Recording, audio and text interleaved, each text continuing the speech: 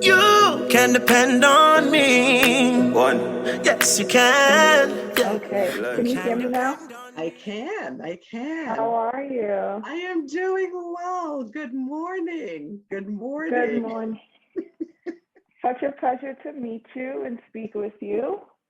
A pleasure to meet you as well. I've been looking forward to this.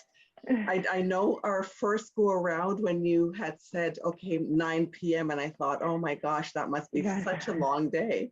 And then yes, we had yes. to change it because you were still working even into 9 p.m., which just says so much. And I want to get to that, just how you balance it all, work and parenting and the whole bit. But tell me, how are you? How was Grenada? Grenada was wonderful.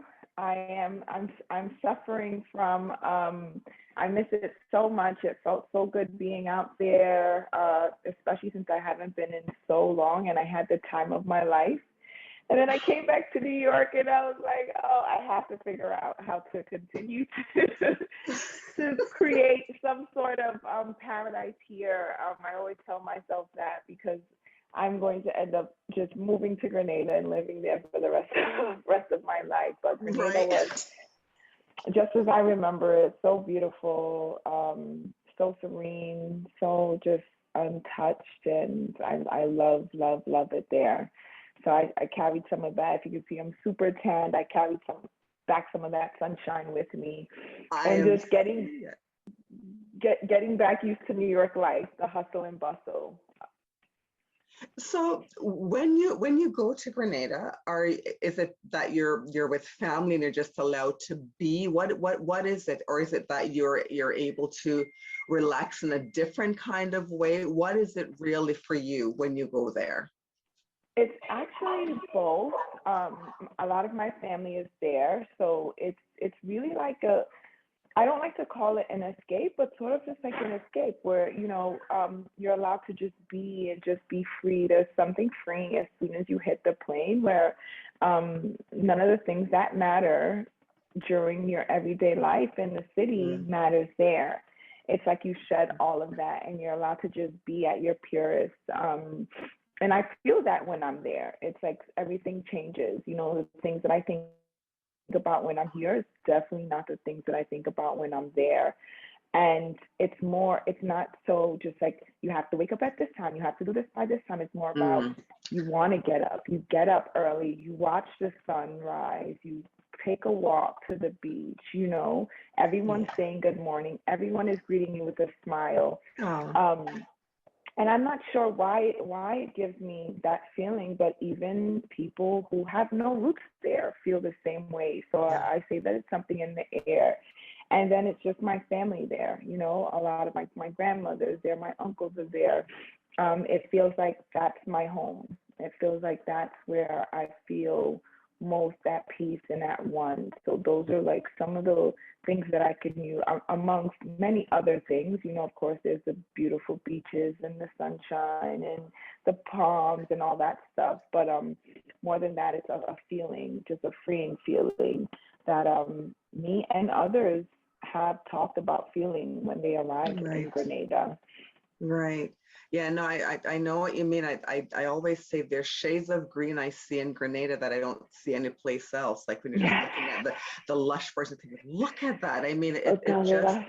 oh my gosh, and you just, for me, I keep saying, I hope, although we're inviting others to join, that it doesn't get to a place where it becomes very, the touristy feeling where they basically get the impact of having all of the footprint there and lose some of the essence of what really makes it very special, because it certainly has been able to hold on, to that piece of serenity and Yeah. peacefulness.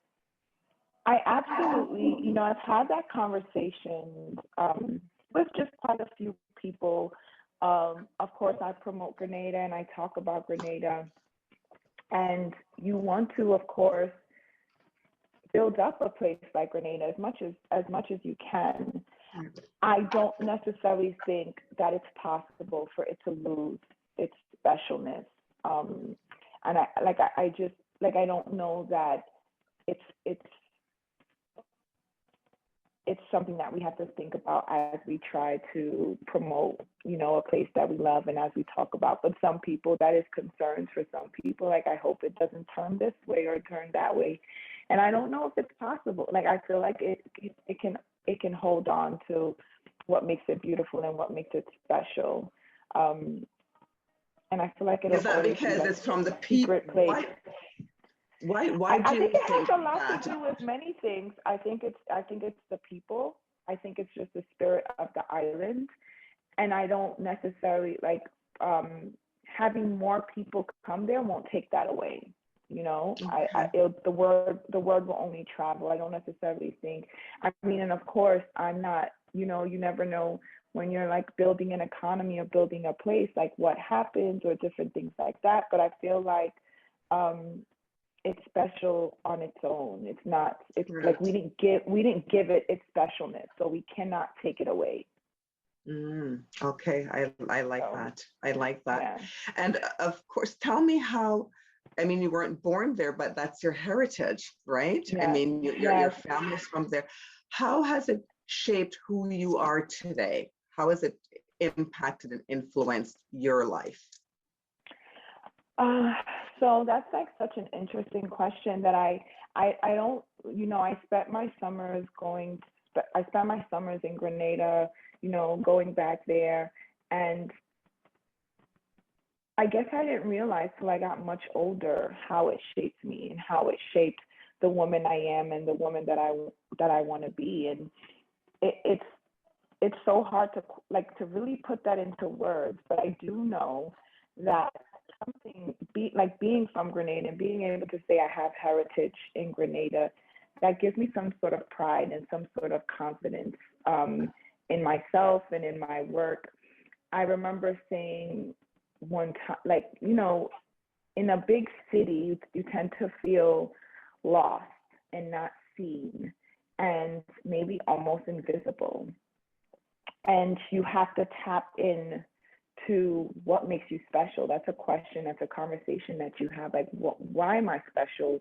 Why am I here? What was I born to do? And for me, for me particularly, I related it to Grenada. Like everything that I am, everything that when I started to do just that search within myself, I related all that back to Grenada. Like, this is where I come from. This is where my roots are from. This is what my grandmother has built. This is what she has done on this island. This is where my mother has come from. It all ties back to there. And yeah, it's true. I wasn't physically born there, but it doesn't feel like that. It feels like when you land, it feels like I've arrived home. It feels like I am supposed to be doing, it feels like I'm supposed to be there. I haven't yet figured that out, although all of that is in the works now. It feels like I'm supposed to be there. It feels like I'm supposed to be working from there. It feels like I'm supposed to be building from there. It's not a feeling I can so much explain, but when I know when I get there, it's like when the key fits in the door, it just feels like this is your ground. And it's why I came up with the term, like, I know I'm the daughter of the soil. And that is a huge title. And I don't even understand within me of myself all the things that I'm supposed to do. But I feel like I'm getting it piece by piece, and I'm slowly building what that looks like. Even just doing this interview with you and being able to speak about how my work is inspired by Grenada and how I'm inspired by Grenada and how I even just relate to it. So it's still a learning process from me, exactly all that I am and all that it means to me. But I hope that I continue to be open to that and just kind of following the path. Because yes, I'm being intentional, but also there's a path unfolding for me as well. So it sounds very much like you're on a journey. I know you said when you Mm-hmm. search within yourself. So when did this particular journey start, and what's inspiring the journey? What's the catalyst for this particular journey and where it's leading you? I feel like it started around maybe 2017. is when I really got just really that strong feeling of I have to do some work in Grenada and I have to work with the Grenadian people. And then I ended up meeting some really special ladies who saw the Caribbean as a place to explore. They saw the Caribbean as untouched, the Caribbean as a whole. They saw it as something that was untouched, and they felt like there are so much people, just particularly in our industry, that come from fashion. So much style is and I don't want to say taken, but so we inspire so much different things, and no one talks about it. So Yes. I made the decision that I'm be Noel and I'm Grenadian. You know, I made the decision to speak about that. And then you started to meet people, well, oh, I do this and I'm from Jamaica and I'm this and I'm from Trinidad. And we wanted to make people feel comfortable to do that and to speak on that and to show how that influences their work. So it was then where I decided, like, you know what makes me special? I'm of Caribbean heritage. That's what makes me special. That's going to be my platform to stand on. That is how I'm going to move forward. And I had been in fashion for some years, but I was kind of like a fish, just not really, you know, just feeling like I was trying to find my way, just feeling like I had a voice, but not knowing where it really was. And it was when I said, oh, I am this, and this is what's going to represent me, and this is what I'm going to move forward. I feel like that shifted my path. It shifted what people saw. It shifted what I represented for other Caribbean girls. And I even feel like I know a lot is happening, and it's creating, it's opening doors as well and inspiring people along the way. But it was really in 2017 when I just sat back and said, like, what am I? You know, what everyone can make pretty clothes. What is special about what I'm doing?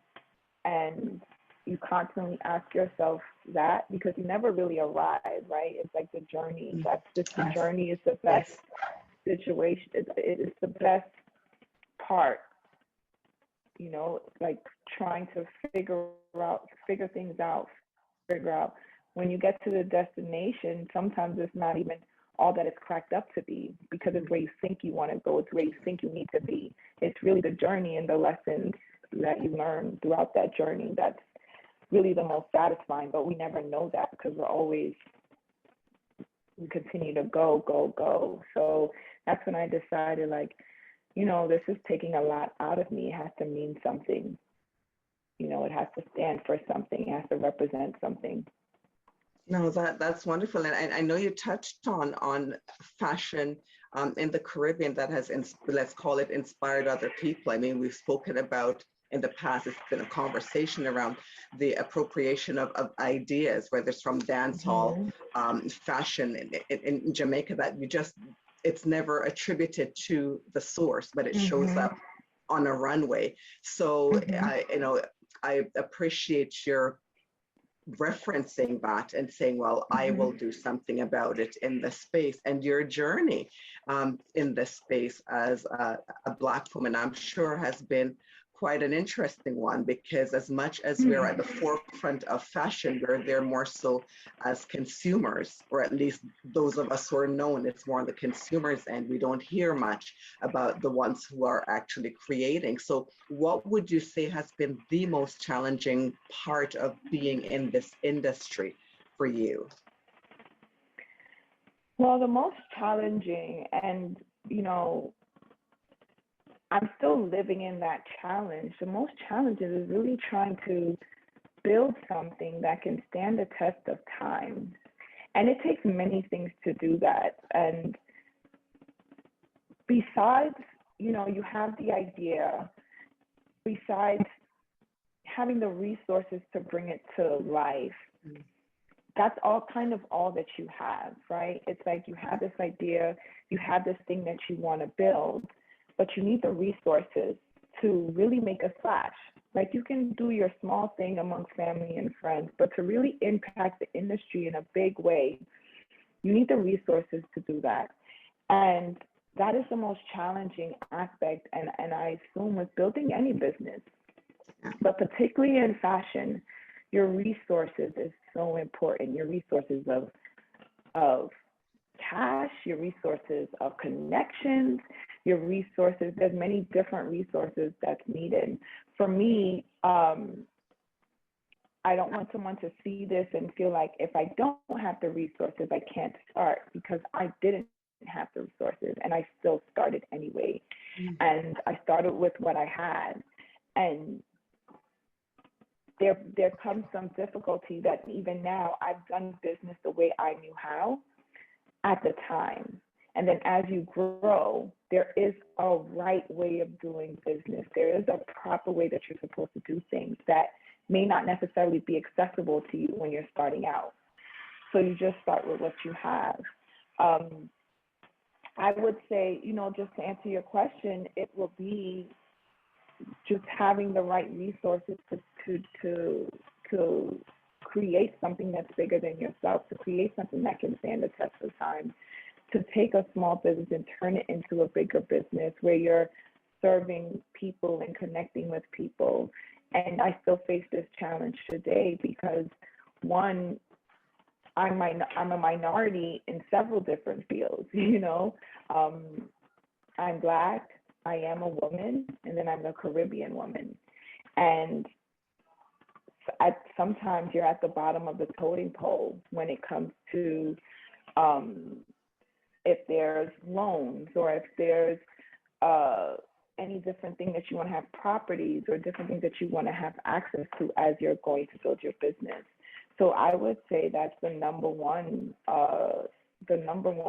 challenge is finding the resources to continue to build my business. So, and that's interesting to me because you certainly have made a splash. You certainly are. I mean, talent is not a question. We see you moving in those spaces. So whether it's with LeBron or, Michelle Obama wearing, and yet you're finding that it's still the most challenging part of your business. Why would you say that is when the assumption would be, oh, no, my gosh, you've arrived. So they'll be, knocking on your doors and pouring in the resources that you would need because obviously you've got the talent. Obviously, you are unique in your space. So from a business perspective, it seems to be an obvious winner to pour money. Why would it still be a challenge at this point for you, do you feel?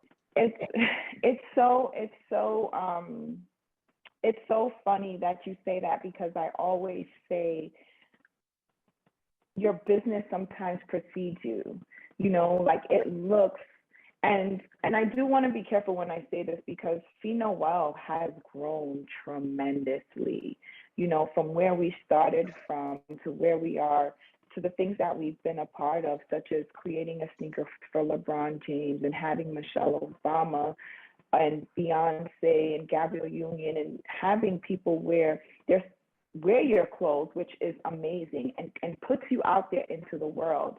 But behind all of that, there's still a real business, right? And you cannot go to a bank and say, oh, I created these shoes for LeBron James. Oh, look, Michelle Obama is wearing. In the financial world, that doesn't work, right? It's like when you want to get a bank loan or a business loan or you want to do different things, it's hard to use press as that. So it kind of happens where the business was bootstrapped, right? So we rebuilt it on our own, no loans, no infusion of cash in the beginning, and it was just simply making connections, making beautiful clothes, connecting with the right people, and doing that. But that's very separate from the building of the business financially. It's very separate from when you want to find different, like let's say for instance a business manager. It's everything in the fashion business really takes a certain amount of resources, and when you don't have that, it becomes harder. You know, it becomes harder to grow. It becomes harder. But your name is also out there, and people know about you, and there are people shopping with you and all that stuff. Mhm. But you need something to keep the wheel turning that you may not have access to. So when I say that, it's like, yeah, your business, your name is spreading out there, and you're working with high level celebrities, but there's also the business side that you would need to be on the same level. And people have to be willing to take a chance and invest in that, and invest in your brand, and invest in what you've built. And that is really hard to find in fashion, where people are willing to take that risk. Like, people will invest in tech and they'll invest in beauty, but when it comes to ready to wear, it's a tough business to really, it's a risky business as well, which is why it's a risky business, where investors tend to say like, oh no, so you're building it as you go. You're building it on your own. You're collection by collection. You have to keep infusing your resources into the business to keep it turning. So all that stuff is great, like all the shiny things, but there's so much that happens behind the scenes that people don't really get to see. So it just looks as if you've arrived and you've made it, where on the internal side, there's so much going on. There's so much that you have to do, which is why you're like, call me on a Wednesday at 9 o'clock and I'll still be at work, because Yeah. there's so much grit and grind that people don't get to see. Have you been able to benefit from the fact that I like to say Black people are now in season? So we've had, based on Black Lives Matter and what happens with what happened with Floyd George, for example, there's been an awareness and a very conscious and deliberate effort for people to reach out to Black-owned businesses. Have you been able to benefit from that in a meaningful way, just based on the current right now? Absolutely. The Black Lives Matter movement took my business to another level. It opened doors on another level. It put us in conversations. That movement really changed the trajectory of just not my brand, some of my friends' brands.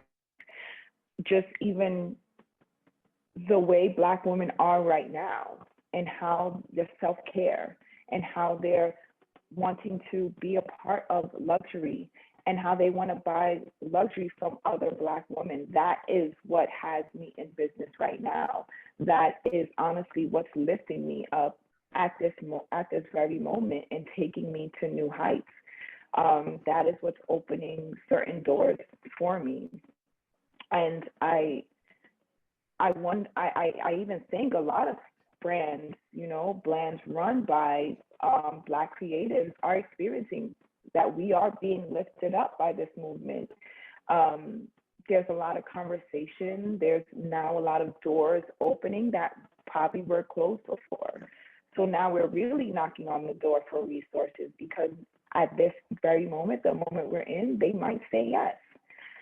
You still have your other challenges, but right in this particular moment, our time is now, and we have to seize that opportunity. And especially, Noel went insanely viral during that time, because there was so much people saying, well, where are the brands that have been doing this, that's run by Black creatives? Where is this? Where is that? And our name keeps coming up. It even showed me something and filled me with pride. Our name keeps coming up because we've been doing the work, and we've been creating great product, and we've been making women feel beautiful. And that speaks for something, which is now we're using that. We're using our portfolio and what we have done to kick down some more doors, because our time is now. So that absolutely has changed the trajectory of, it was kind of moving like this, and now it's like soaring, Absolutely. No, that's fantastic. And what you said is important as well, because you were ready for the opportunity when it came. right? And that's an important thing for us to be able to recognize as well. We need to be ready. We don't know when that particular door will present itself. So if we have everything lined up, we're in a position where we can now enter. I'm curious, when I think of your fashion, and it's so beautiful. I spoke to somebody, I was trying to think, oh my gosh, a part of what's so appealing is just that loose, comfortable. It's like, oh my gosh, it's elegant, but I can be wearing this while I'm doing whatever in the house and step out, for dinner and so on. It's so feminine. It feels and looks absolutely beautiful. And I would like to speak to you just about the part with how we're socialized into viewing beauty, what is beautiful, and especially, your product line is for all women, but it speaks to me particularly as a Black woman. And I would like to know where you land on when we talk about, say, the objectification of women, or the idea that we're to feel beautiful, but society says to us, this is what beauty looks like. And we're all socialized into believing a lot of that. It takes a very conscious effort for many to look in the mirror and see beauty when it does not fit in with the standard of what has been taught to be beautiful. Where does your sense of design and creation land when you're trying to balance, and if you try to balance that idea of beauty and fitting with that, and what might be outside of what we've been taught is beautiful, and also bringing in the political piece of that with when we talk about the objectification of women and showing particular body parts and so on. Where do you land on all of that? I really, that's a great question. And I wonder if I've even thought about it in that manner. My thinking for me was more about redefining, like we're taught something over and over and over, and then we start to believe it. But somewhere inside, there's like, why is that sexy and this is not? Why is that beautiful and this is not? And why is this? And it started for me with unlearning and relearning, and it started saying, well, when I put something on, what makes me feel beautiful? What makes me feel special?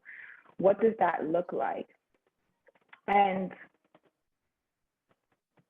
I've always learned, like you've just always heard, when a woman puts on a tight-fitting dress, that's when she's sexy, or that's when she's beautiful, or that.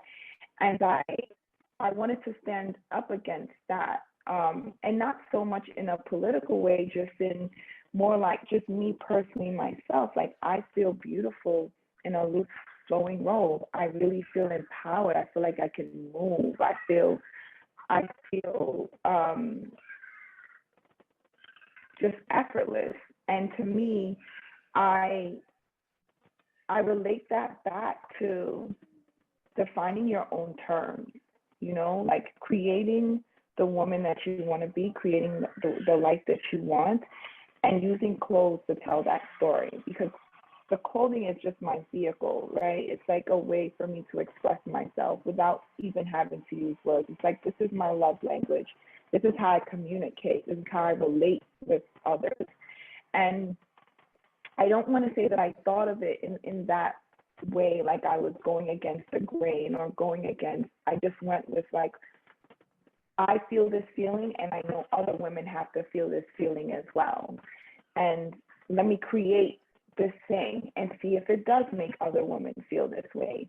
And it really started in a simplified way of just saying beauty and power and luxury is defined by how things make you feel, not by what other people say it is. It's defined by the feeling you get when you're experiencing these things.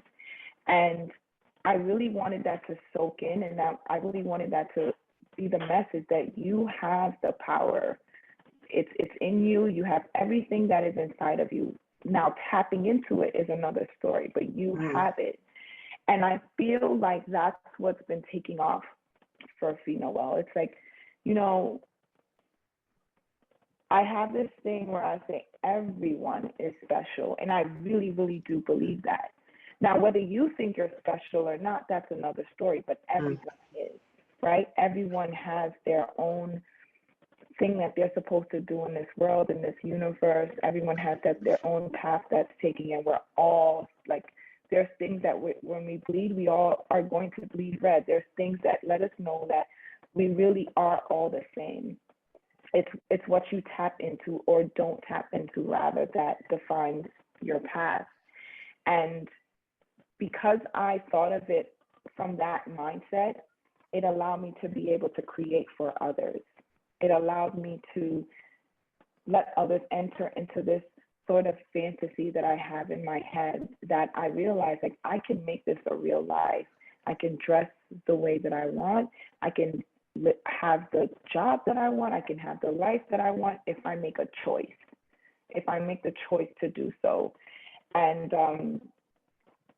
that's really how I think of everything, even just my creation process, even just, and I don't know if I answered your original question, because I get so passionate with the thought that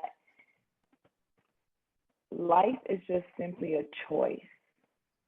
Life is simply really what you make it. You have to choose that every day. And there's going to be good days and there's going to be bad days, but you have to choose. You have to choose to dress up and show up for life. You have to choose your happiness. You know, you have to, it's a choice. It's not just going to just happen for you. It's a choice that you make. And I said to myself, I said, well, if it's a choice that I have, then I'm going to choose this. You know, if it's a choice that I have, then I'm going to wear this today because it's going to make me feel good. And when you feel good, how you communicate with other people, when you feel good, how you communicate with other people is impacted. And sometimes people think fashion is like this frivolous thing, but it's really one of the most powerful things. You know, it really, it has power over our emotions and how we feel about ourselves and how we make ourselves feel. And for me, it's almost as if this is what I'm giving to the world. This is what I'm making women feel powerful and giving them the tools to show up and to show out the specialness that's already inside of them.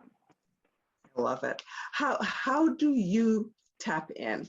Because you mentioned that it's a choice, right? It's there. It's for us to be able to tap into, and it's also for us to tap out of particular things. Mm-hmm. How do you, in a practical way, do that? Because I know we hear it. We hear the importance of positive thinking and the mantra, but then there's life. And the narratives that are out there, they're powerful, they're effective, they work. So when we say to someone, tap into the positive and choose to be positive today, we know that it takes quite a bit for that to happen. And you are obviously, so resilient. You've run the gamut of losing, right? When your business closed and you had to think, well, what now? And you were able to tap into that inner strength. That's something that you have, that fight that kept you going. How do you do that? What is it that you draw on in order to do that? I draw on I'm a praying girl. Like, I am praying hundreds of prayers throughout the day, and the reason why I say hundreds, because there's so many things, life itself is like, so many things are happening. So I won't say like, oh, I'm always in a good headspace, or the only thing that I'm a praying girl.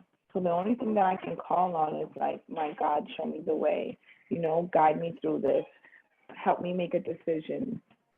It's really, that's my way. Like, even now, we have something going on that I have to make a decision about, and the answers are not coming to me. And I remember reading something this morning when it says, when you don't have the answer, be still.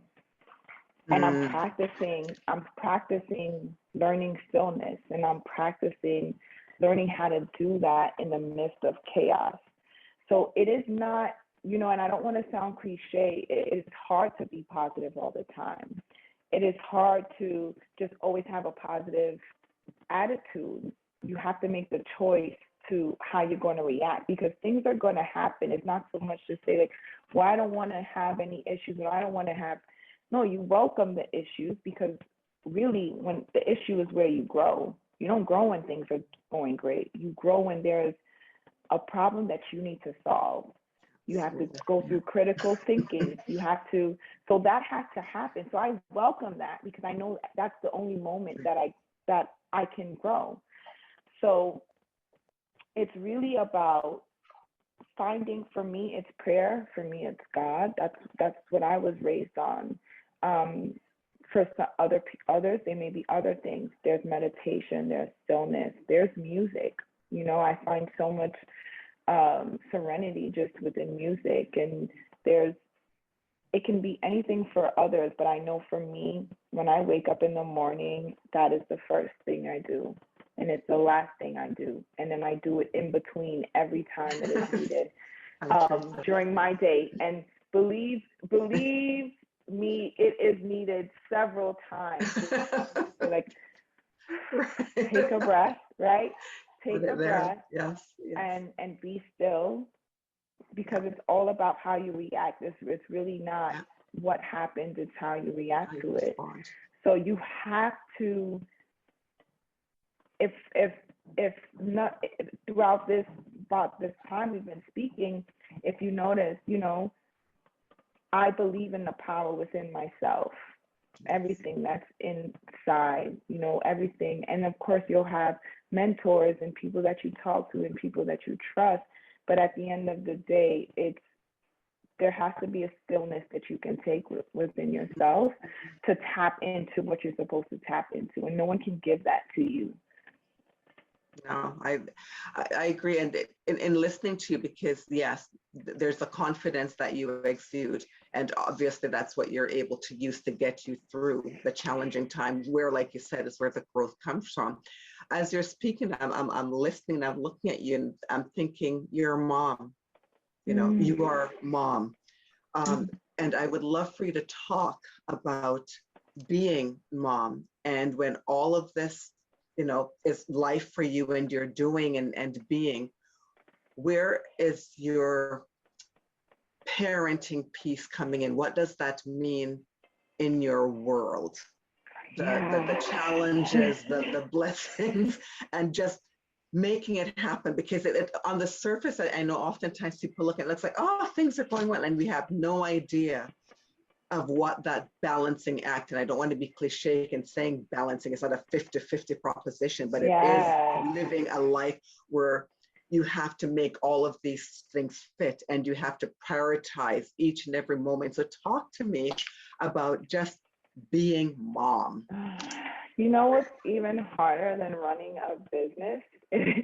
It's being a mom and running a business. I carry so much mom guilt on a daily basis, because you have to choose time, right? You have to choose. It's the time is, as a mom, is your most valuable thing. And I remember speaking to someone yesterday, my cousin who just had a baby, and I said, you're starting a new journey, right? With wanting to build yourself up and build your life up, and then you have a child, because you're going to find yourself choosing, do I stay and work these extra hours, or do I go home and be a mom? And at first, my thing was, because and not everyone has this choice. My family support, my mom, my aunt, my family support is so strong, and they understand the idea of being an entrepreneur, because I come from a family of entrepreneurs. So I have a great family support, where my child is just loved and taken care of. But I recently started to be conscious of my time, how much time I spend away from him? How much time I spend in the office? And I look at him and I see, like, he's 4 now. When did that happen? Mm. And there's a guilt that comes with that, where you feel, because when people say balance, I really wonder who has been able to balance The that. balance. Who has been able to give a business their all, or build something, anything, their all, and then also give it to their child, because in the Caribbean, when you come to build a life, you send your kids back home. Yeah. Or when you come to build a life, you have a nanny. Or when you come to, so I always question, who has been able to really do it all. So I most recently made the decision, recently, like coming back from Grenada, I have to set hours.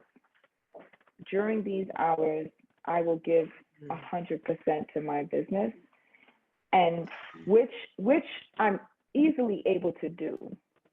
But during the hours with my son, can I give him 100%?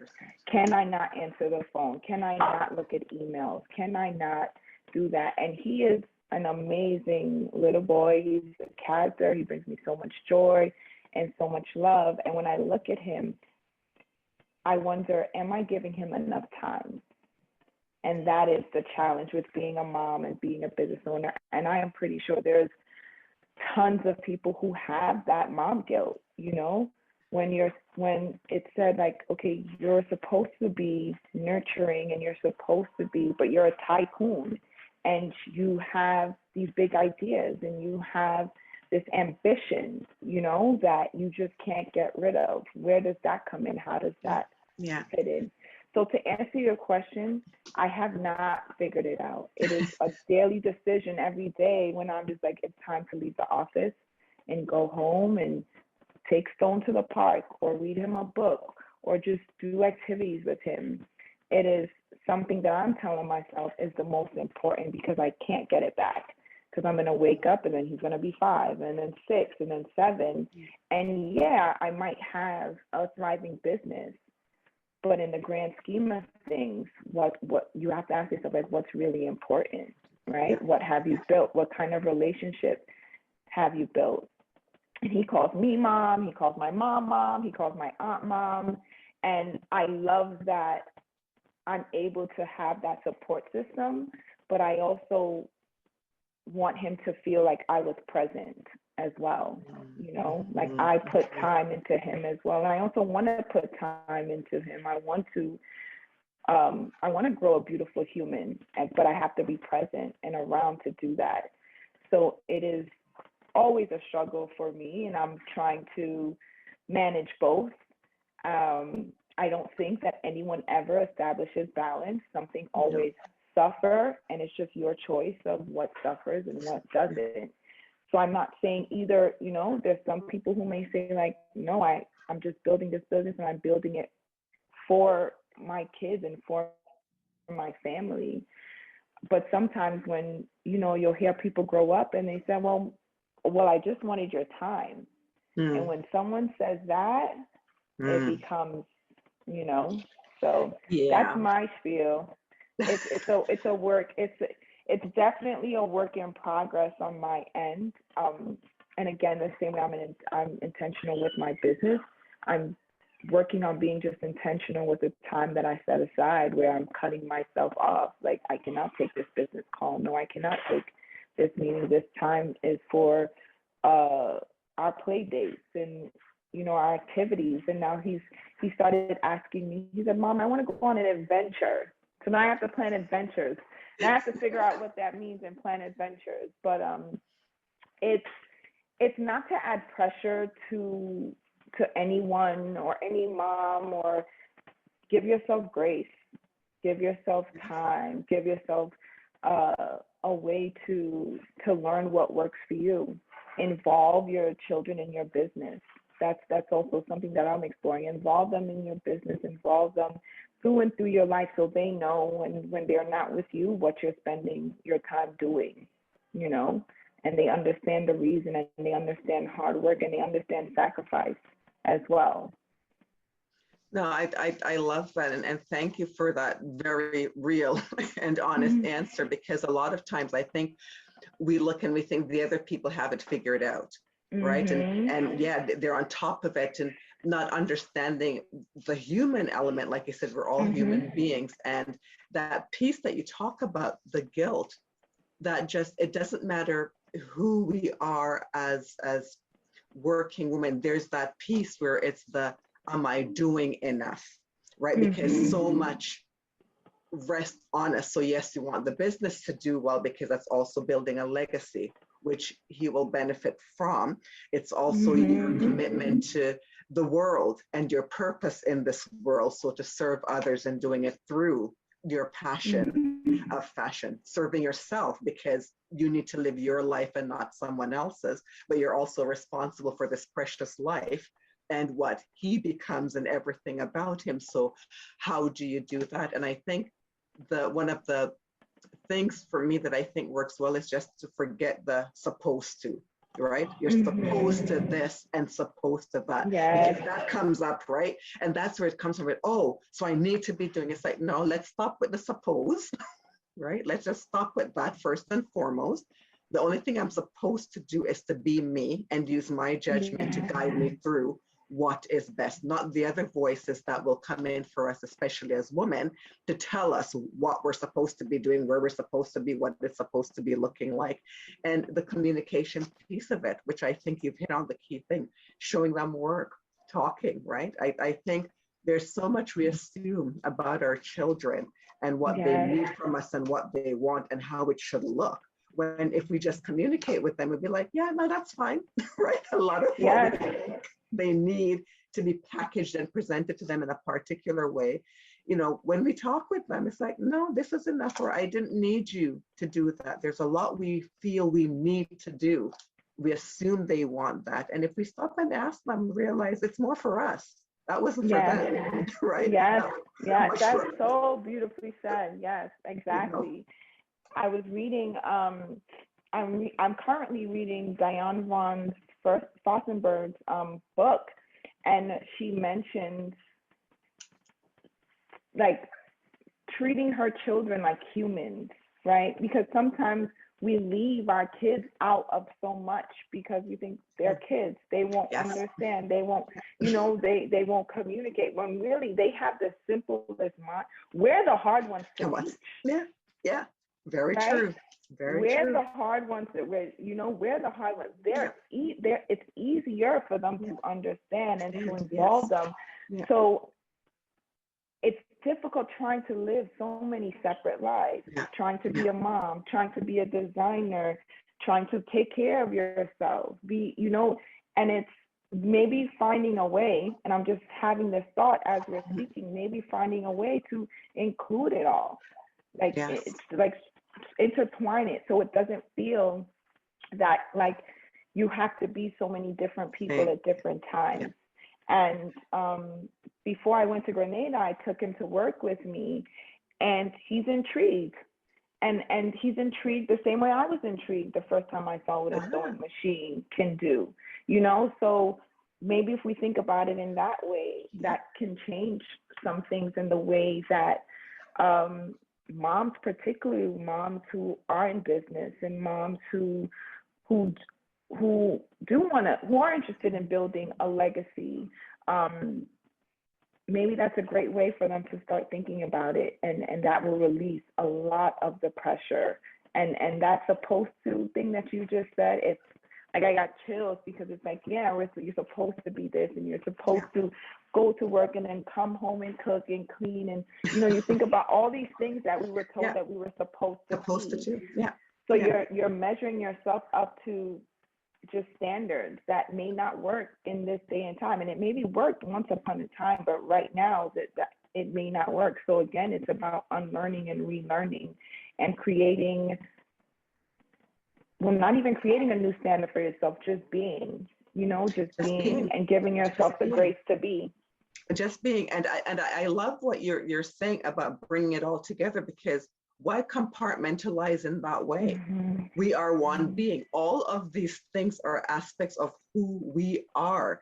And I think for our children to see that, it's also a gift to them so that they can end the pattern that exists with the expectations that we have. So if they're coming in and we're treating them, yes, like human beings, and they have a capacity much greater than we often assume to understand, and with a simplicity to take it in, I say, well, let's do that, and to share, because the idea of showing vulnerability, the idea of saying, I don't know, the idea of saying, oh my gosh, I'm tired right now, give me 5 minutes, to show them that, right? A lot of times as parents, we're trying to protect them, or we think we're protecting them from it. So we always have to show, okay, I think there's a space for us to be honest and authentic and show this is what this is like, right? Someday he's going to have a partner in his life. Someday he's going to be around other, women, and to see, okay, I get this. I get this. I get it intuitively because I was around it for so long. It wasn't hidden from me. So I think that's a gift that we can give to ourselves and our children, just to be very honest and to show the vulnerability, to show when we don't know, to show when it's a lot, to be able to say, this is a whole lot. And right now, I need a moment. And for them to know it's okay. They don't need to freak out. It's like, okay, so this is what that looks like. This happens. It happens, right? So I hope people get to see this talk. You said so many gems. It's so true. And I really imagine that other women hearing this can relate to it and understand it and be inspired by it, because that is absolutely true. Just showing y'all that, like, we don't have to be everything and know everything. And, sometimes people, they're like, oh, you're running this successful fashion company, how or where? And sometimes you don't even know. Sometimes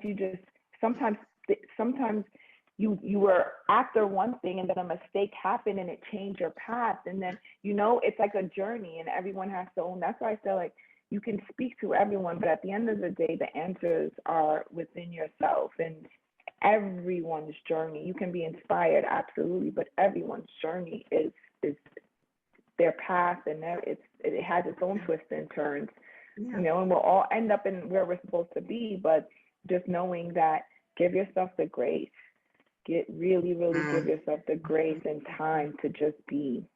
Yes. And I love that you're open to allowing it to take you, the journey to take you where it has to, right? That you're not frozen and it has to be this way. And that line between being persistent and knowing when to accept what's being shown to go another way, right? Sometimes we hold on too long, where it has to be, I'm being persistent, I'm not giving up. And what we need to be doing is say, okay, I see you. This is my plan here, but okay, I'm going to make the curve with you. Yes. Where right? I have no idea. Go with but the let's do it. Let's do it. But there's a quote right from Martin Luther King Jr. where it says, faith is taking that step even when you don't see the whole staircase. Yes. Right? I'm going to yes. just go. Yes. Exactly. That is the perfect. That is the perfect quote. Go with it. Yeah. So tell me, self-care. How do you take care of you? Oh, wow, there's so many things. You know what I enjoy? I really, really, really enjoy music. I enjoy wine. I enjoy people watching. I enjoy writing. I enjoy quiet time. Even just, it's so funny, when we were in Grenada for my birthday, my mom got a massage for the first time ever. She has never gotten one ever. And she was just like, I feel like a weight has lifted off of me. Wow. And I said, there are things in life that's set up to do that. But you have to make the choice to indulge in it or not. And sometimes things, it's not about the money because you spend the money anyway. If your Yeah. car breaks down, a disaster happens, you find the money to do what you have to do. So I really take joy in experiencing these things. Anything that can put a smile on my face, anything that makes me feel good. Sometimes it's simple things like just turning on my music. Sometimes it may be something like going to the spa and making a day out of it. But I find the time to always do that. Like at some, if it has to be something simple at some part of my day, let me just relax and listen to some music. Let me have a glass of wine. I am no longer willing to drive myself crazy. And then this is something that just came about in sort of more because I've had breakdowns along the path where I was just like just driving myself crazy. And now before I get to those points, I try to say, look at the grand scheme of things. Look at what life has become. Look at how everything works itself out. And and do things, take time to do things that are just for you outside of being a mom, outside of being an entrepreneur, outside of what is just simply because you like it. And that's horse riding. It's so many different little things that I've been indulging in lately that has just been a piece of mind for me. And you have to find the time to do that. And even sometimes self-care is not even, it can just be simply taking time to talk to yourself. Why am I taking the time? If someone wanted to know the simplest form of self-care, sometimes we do all these things like bubble baths or whatever, and it's like, but what about your soul? What about what about the work within? How do you take care of that? Yes. So if my advice to anyone with self-care is taking that time to talk, like how you would have a conversation, how I'm having a conversation, why do you feel this way? Having that conversation with yourself, anything that can put you in a headspace where you can think clearly. Because when you're distraught, you're making terrible decisions. Like you don't know it though. You think you think that is your true self making that decision, and it's not. It's your distraught self. Yes. It's your stressed self. It's your and those are two different selves.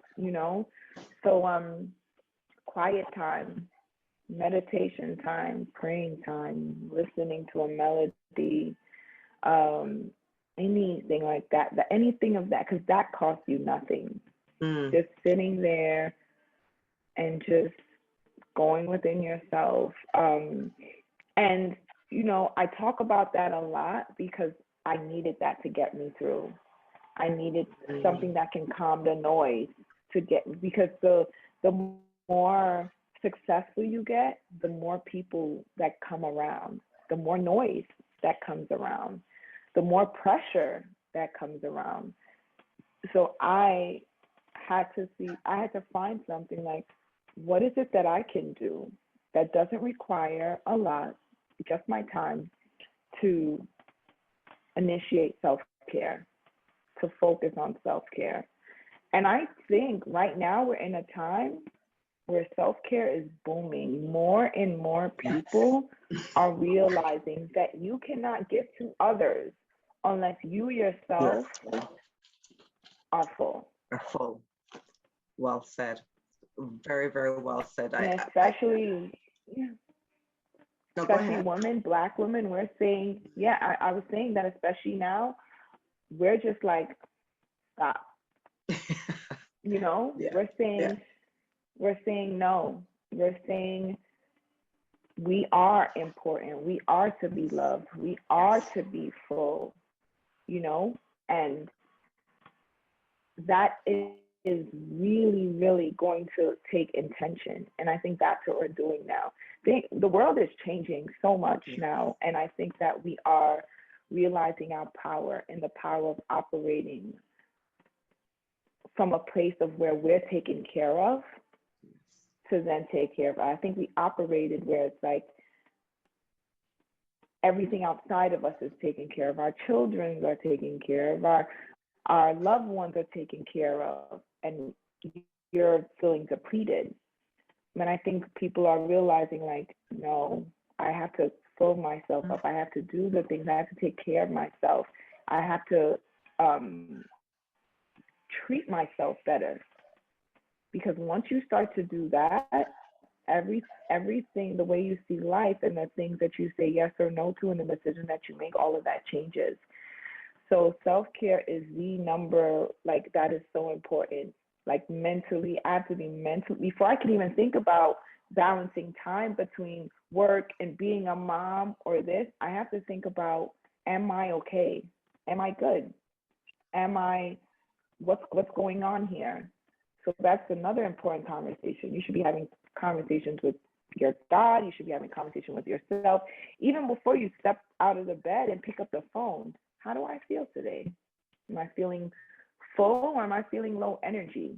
You know, you should know this before you start to interact with other people, because energy travels, and boy, does it travel fast.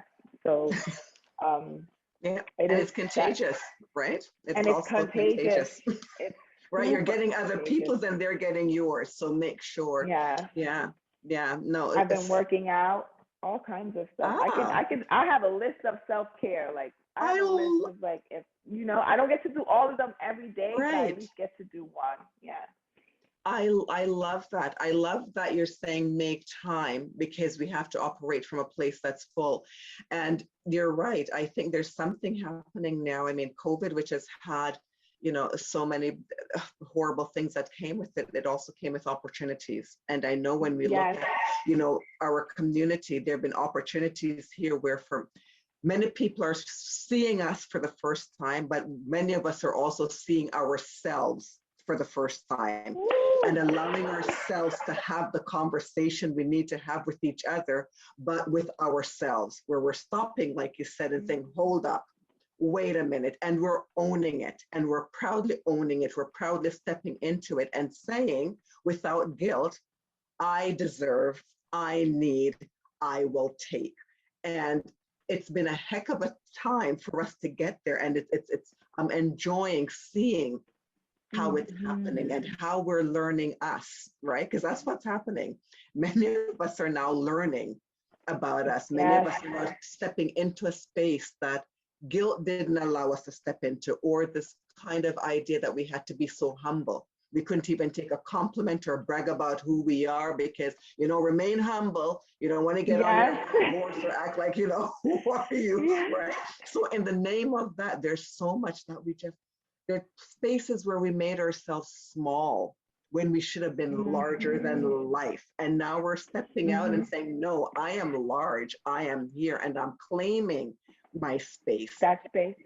And also just in the area of strength, because I know for a lot, especially in the Black community, where we talk about that strong woman in particular, the strong woman, and it kills us, right? Because in the name of strength, there is so much that we feel we're supposed to do and things we're not supposed to do, and we don't complain and we take it on. And the bandwidth, yeah, I could do this. Yeah, I could do that. Yes, I'll do for the other. I'll do for this. But again, how much of it was about taking care of us, guilt-free, and making time. So I love what you've said about starting out your day with checking in, where am I at? How am I feeling? Because you are the most important person. And the fact that you're starting off the day focused on the most important person and what you're going to put out in the world today. Where's my energy at? How much can I afford to give? Who can I have in my space? Because there's some people that empower and lift, and there are others who drain. So if we know when we do the check-in, today is not the day for this, or I need this, right? Then we can go to the source to get what we need in order to stay full, to replenish ourselves, and to ensure that we can continue to do and be and give and not be running on empty, right? So I love that you actually shared that. So thank you. And you've been very generous with your precious time. Before we wrap up, I just want to ask you about Grenada and the festivals, they're your favorite because there are many, and also about your foundation. I'd love to hear about that and mentorship. So the festival first, because this we're talking about, Spice Isle that's coming up, the celebration, and all things Grenada. So I'd love to hear what do you love as far as the festivals are concerned, and do you have a favorite?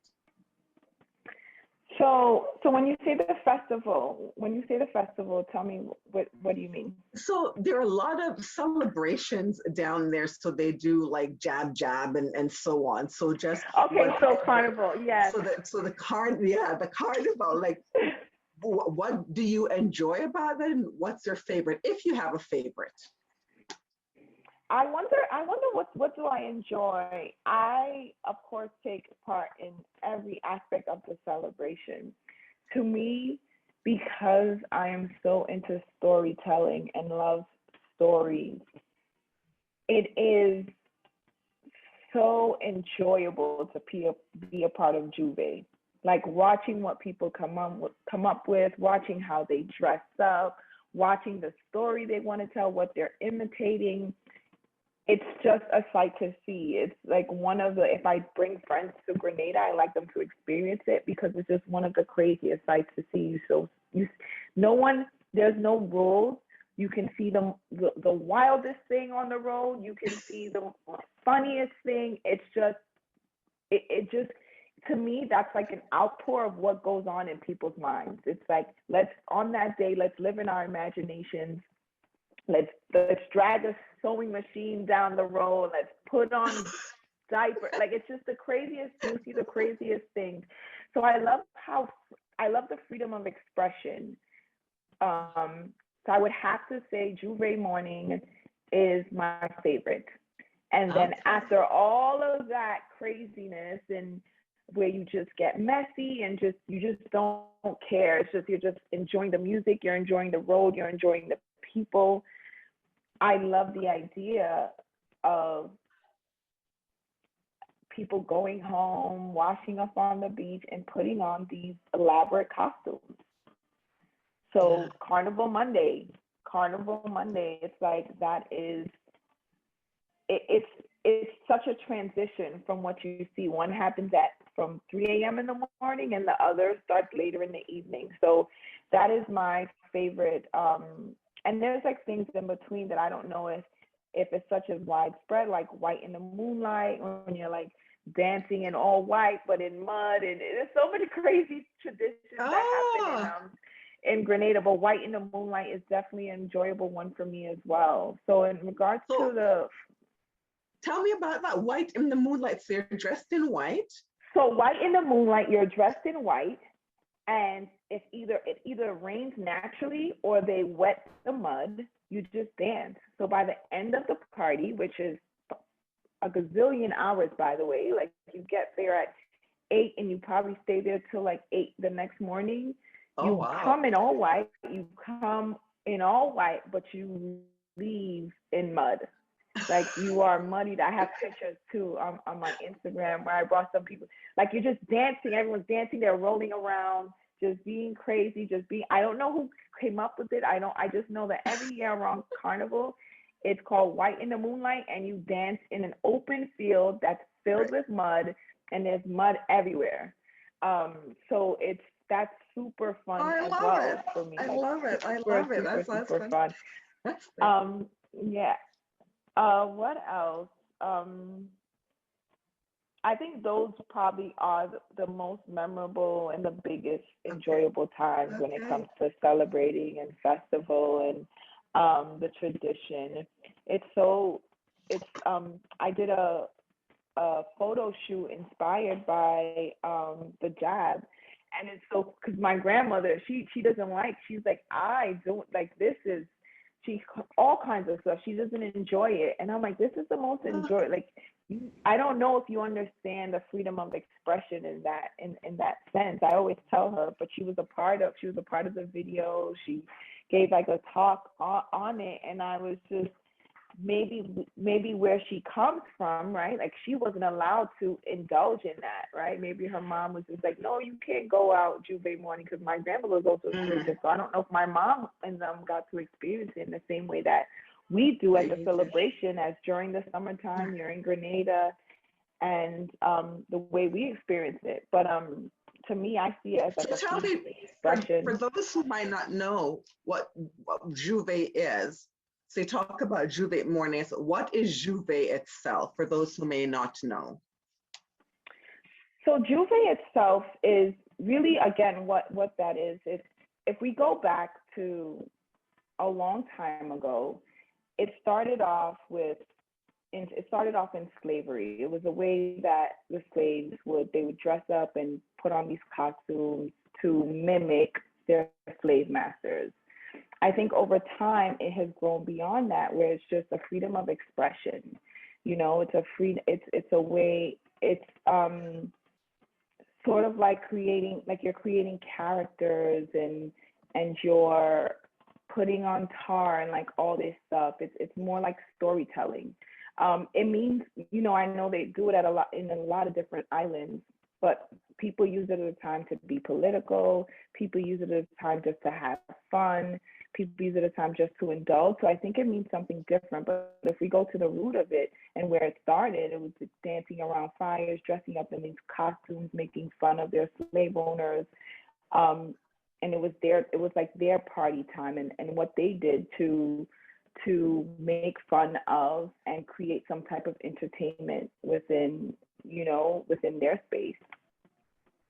Okay, so very rich history. Very Yeah. rich history. No, love that. Thank you. And your foundation, talk to me a bit about that, and what the foundation is about, why you started it, and how that's going. So the foundation is something that we've been really, really working behind the scenes on to build up. I started it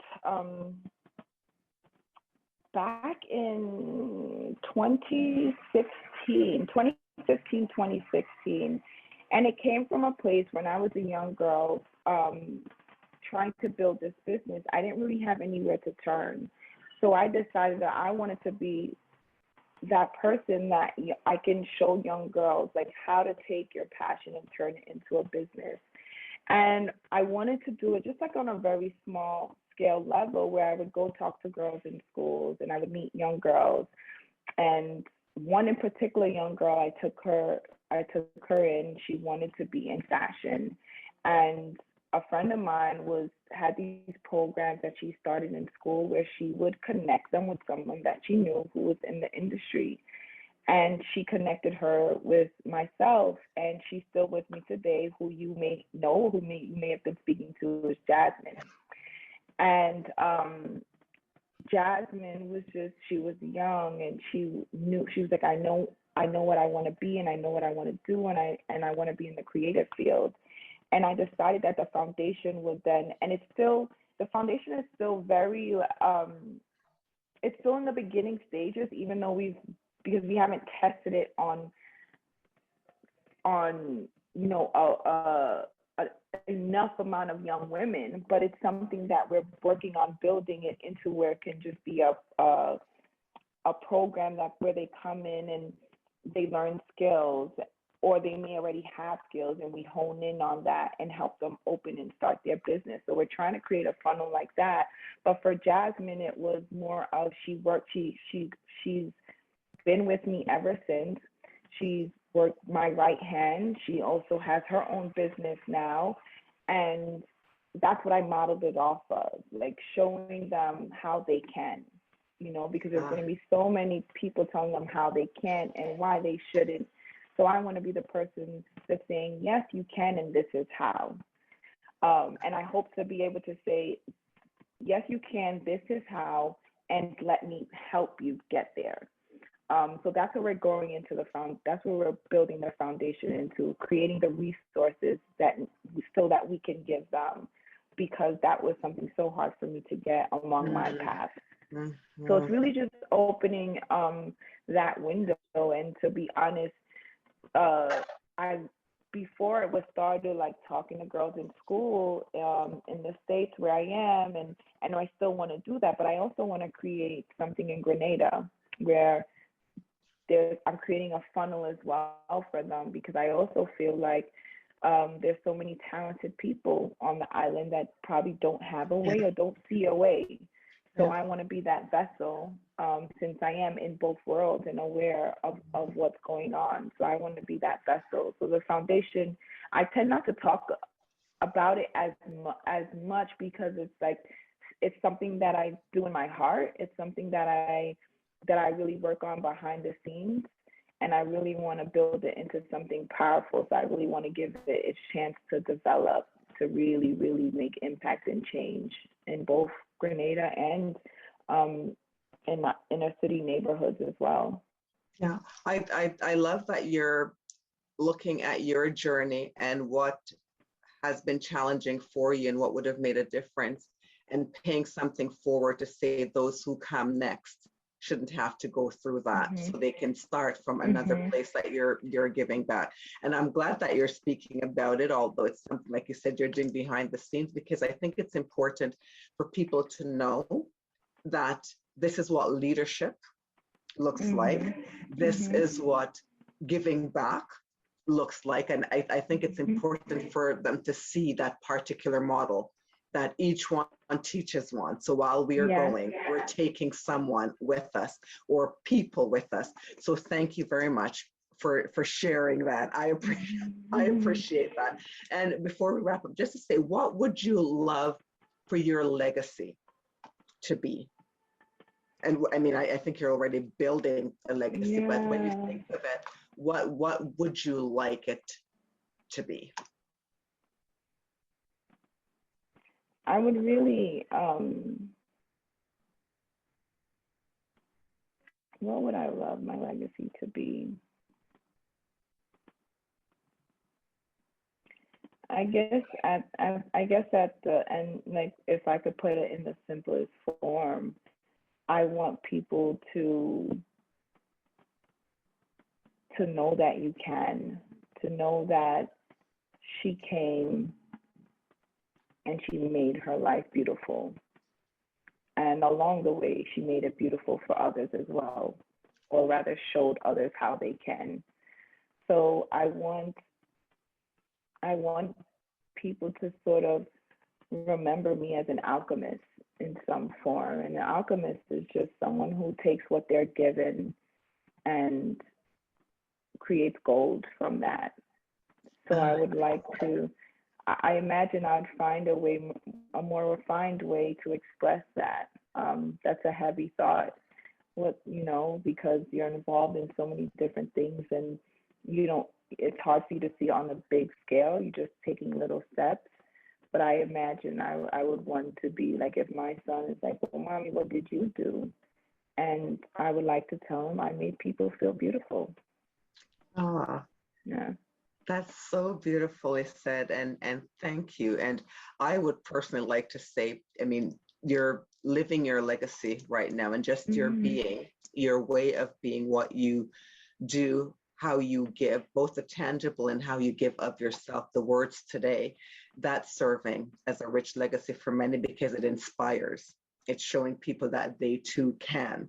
And the fact that you are living it makes a very, very big difference. So I would personally like to say thank you for all that you are, all that you do, all that you're giving, and for so generously sharing of yourself in a real and authentic way. It's most appreciated.